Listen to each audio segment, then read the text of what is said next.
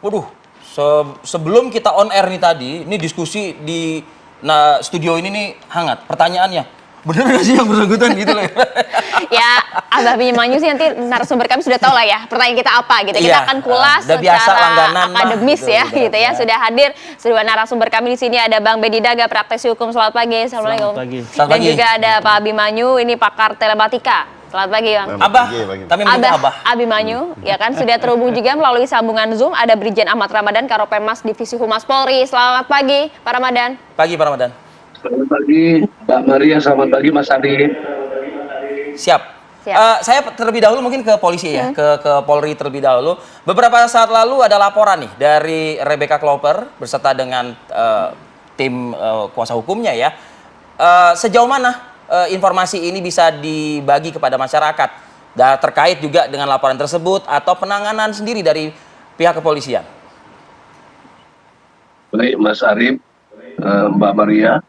Jadi benar bahwa hari Senin ya, tanggal 22 Mei yang lalu, sore ya, sekitar jam 16, kuasa hukum dari saudara RK telah datang untuk melaporkan peristiwa tersebut. Yang dilaporkan adalah peristiwa di mana korban merasa dirugikan dengan melaporkan akun Twitter Dedek Gemes ya, yang diduga dengan sengaja atau tanpa hak mendistribusikan atau mentransmisikan atau membuat dapat dibukanya informasi terkait dengan muatan kesusilaan.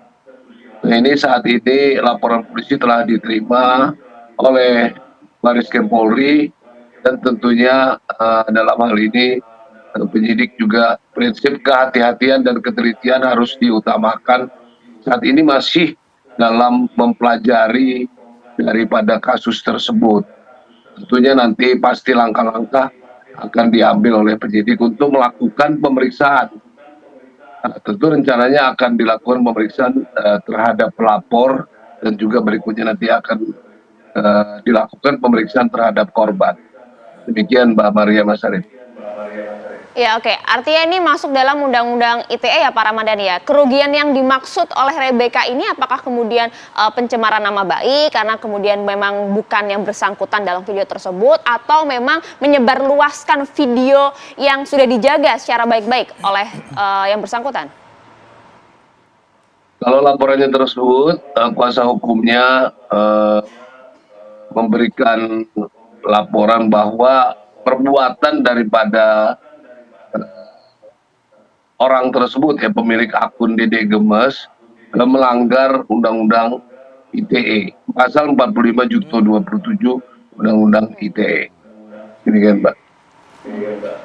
Pak Karo, satu juga Pak yang ingin saya konfirmasi, menyambung Pak pernyataan Pak Karopenmas tadi bahwa akan dilakukan tentunya selanjutnya pemeriksaan baik itu terlapor maupun juga korban ya. Tapi sejauh ini dari laporan kuasa hukum kemarin, apakah ada juga informasi yang bisa kita sohihkan begitu pagi ini Pak, bahwa benar dalam video tersebut adalah yang bersangkutan, dalam hal ini korban? Di dalam laporan tersebut ya, korban merasa dirugikan karena muatan elektronik atau screenshot yang diberikan oleh pelapor selaku kuasa hukum mengatakan bahwa pemilik akun tersebut mengatakan bahwa video di dalam gambar tersebut adalah saudara RK ya. Namun apakah itu benar yang bersangkutan atau merasa dicemarkan, tentunya akan melalui proses penyelidikan dulu Mas ya. Jadi sekali lagi bahwa prinsip ketelitian dan kehati-hatian tanpa mengabaikan ini kasus harus cepat ya. Kita harus melakukan penyelidikan terlebih dahulu untuk menentukan langkah-langkah berikutnya. Oke, nantinya tentu baik pelapor maupun terlapor akan diminta keterangan langsung di kepolisian kan Pak Ramadan? Ya tentunya pelapor dulu, pelapor tentunya dalam hal ini yang melaporkan kasus ini ya, atau kuasa hukum ya, kuasa hukum yang ditunjuk untuk memberikan laporan kepada kepolisian. Tentunya setelah itu pasti penyidik akan melakukan klarifikasi juga.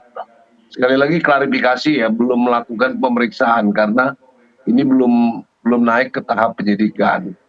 Tentu kalau nantinya telah memenuhi unsur-unsur tindak pidana, ya, ketika sudah maka penyidik pasti akan melakukan gelar perkara. Apakah ini layak kasus ini untuk dinaikkan statusnya dari penyelidikan ke penyidikan atau tidak memenuhi unsur misalnya. Tentu ini melalui proses dulu. Saat ini belum sampai ke tahap itu. Ya, baik. Terima kasih Pak Ramadan penjelasannya. Saya langsung mau ke Bang Benny Daga. Sudah tepatkah kemudian Rebecca yang bersangkutan yang selama ini namanya kemudian disebut-sebut oleh halayak melaporkan? Kalau dalam proses pidana sudah tepat, sudah tepat. Artinya karena yang dilapor itu adalah pasal tentang pencemaran nama baik. Lalu yang kedua, pencemaran nama baik itu dikenakan dari pasal pokok. Pasal pokoknya itu di Undang-Undang Informasi dan Transaksi Elektronik, pasal 27.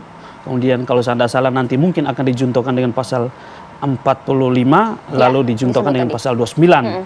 Nah itu sudah tepat, karena apapun terjadi, video itu yang menyebarkan itu kan bukan diduga Rebecca, tetapi ada orang lain yang menyebarkan, sehingga sebagai korban, dianggap korban dalam peristiwa ini sudah tepat langkah yang diambil oleh Rebecca atau penasihat hukumnya untuk membuat laporan polisi. Terlepas apakah dirinya kemudian memang yang bersangkutan ada di video tersebut ataupun tidak ya? Kita tunggu hasil penyelidikan sama hasil penyelidikan dan penyidikan. Kalau nanti misalnya hasil penyelidikan dan penyidikan itu terbukti bahwa itu yang melakukan adalah Rebecca, tentu ada proses-proses lain yang harus ditempuh oleh penyidik. Bagaimana terkait status Rebecca yang tadinya sebagai pelapor, apakah Rebecca juga bisa terlibat di dalam Perlu ada laporan baru kah? Tidak perlu ada pelaporan baru. Nanti penyidik tinggal berdasarkan hasil gelar, hasil sidik, dilihat apakah keterlibatan Rebecca itu masuk, ada. Karena kalau misal dalam proses undang-undangnya apa? Pasalnya apa? Pasalnya itu 262, pasalnya itu 482 ada. Cuma nanti di situ disebutkan di situ bahwa proses penyidikan itu tidak hanya menunggu laporan. Kalau penyidik itu ada yang namanya laporan model B. Laporan model B artinya penyidik bisa mengembangkan dari proses yang ada. 482 itu apa? Boleh dijelaskan Bang Benny? Itu di 482 ayat 1. Itu tentang keterlibatan Rebecca, lalu tetapi lebih spesifikasi di situ nanti diatur di dalam undang-undang pornografi. Pornografi, tetapi undang-undang pornografi itu pasti paling akhir dulu. Karena yang melapor itu adalah Rebecca. Nanti itu dulu tuh yang primernya itu dulu, itu pasal utama yang mau dilihat. Nanti pasal utama yang dilihat. Kalau pasal utama dilihat terpenuhi, lalu dalam pengembangan ternyata harus Rebecca juga disidik juga, tentu baru dibawa ke undang-undang pornografi, baik ada di pasal 1 angka 1, kemudian pasal 4 ayat 1 di undang-undang pornografi dan seterusnya dan masih penyelidikan saat ini masih di sini masih penyelidikan. Abah ini mendengar penjelasan dari Bang Benny tajam nih. Tatapannya tajam. Analisanya tajam juga nih kayaknya. Tidak perlu saya nanti ya. Pertanyaan kami tidak perlu kan ya Abah ya. Sudah tahu kan kita mau nanya apa ya. Pak Karopenmas juga terima kasih Pak Brigjen Pol Ramadan atas waktunya. Pagi ini memperbarui informasi. Sehat selalu. Terima kasih banyak Pak Karopenmas.